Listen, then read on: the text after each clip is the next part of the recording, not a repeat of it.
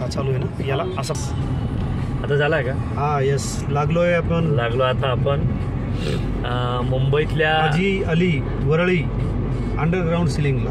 Yes, coastal road,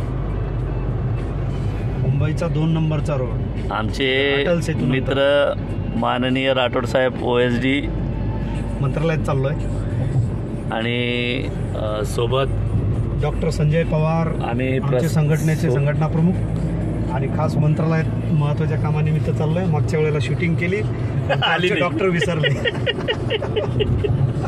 खरंय हाजी अली हा इकडे चालला वसई विरार. हा रस्ता का इकडचा का? हा म्हणजे पूर्ण झालाय का आता वसई विरार? पूर्ण झालं. अरे वा. या कामासाठी प्रधानमंत्री आले नाही, अटल सेतूसाठी आले आणि नंतर 1 महिनाभराने याचं उद्घाटन दोन्ही DCM आणि CM ने केलं. Very good.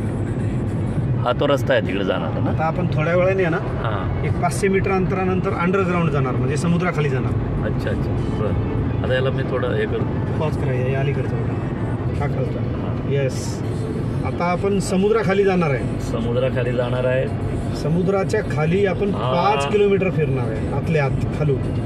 खरं तर हे मुंबईतलं आश्चर्यच म्हणता येईल, भारतातलं आश्चर्य की समुद्राखाली हा रस्ता 5 किलोमीटर आहे. आपल्या तज्ज्ञ लोकांनी तयार केला आहे. बघा आता त्याच्या एंट्रीलाच आपण आहोत. एंट्री केलेली आहे. आता खाली चाललोय अंडरग्राऊंड खाली चाललोय.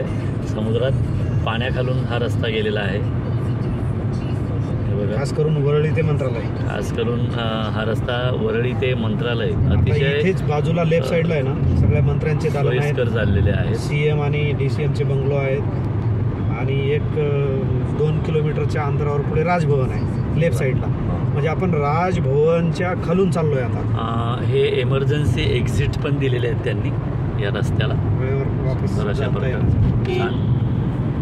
बघा किती सुरेख बनवलेला आहे हा रस्ता.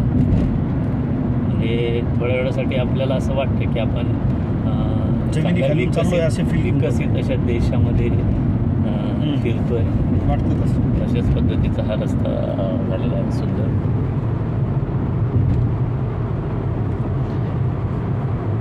एक वेगळ्याच प्रकारचा अनुभव हा आहे, आनंद देणारा. आणि आम्ही खूप वर्षानंतर लोकांची स्वप्न साकार झाली पटकन येण्यासाठी.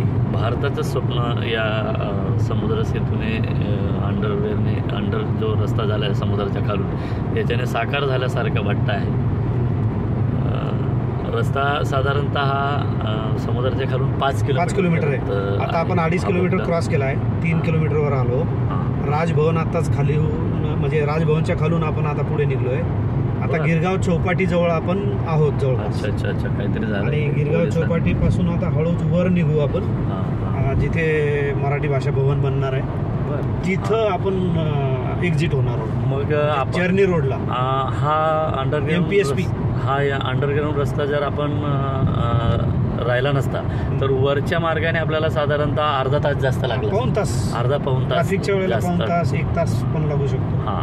आणि जो अर्धा पाऊण तासाचा जो रस्ता होता फक्त 15 मिनिटात आपण आता कव्हर करतोय.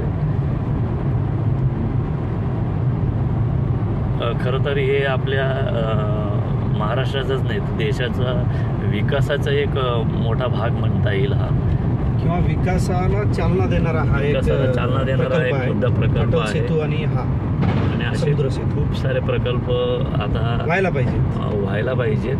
माननीय गडकरी साहेब मात्र यासाठी खूप सकारात्मक आहेत. गडकरी साहेबांनी प्रधान. माझा एक डॉक्टर यापेक्षा वेगळा एक विषय आहे.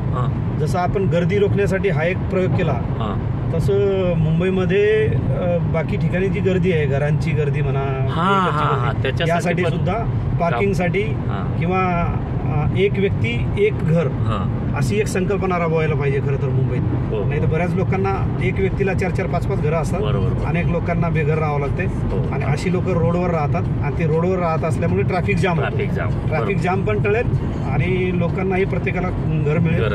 अशी एक संकल्पना खरं तर पुढे यायला पाहिजे. या निमित्तानं हे आपण व्हायरल करूया. आणि आता बघा आपण बाहेर आलेलो आहोत येस, आपण MPSPच्या पुढे आलो, म्हणजे शिक्षण परिषदेच्या आणि मराठी भाषा भवनच्या पुढे समोर आलो डायरेक्ट. आणि आता लगेच मंत्रालय आहे, आता अर्धा किलोमीटर. नरिमन पॉइंट.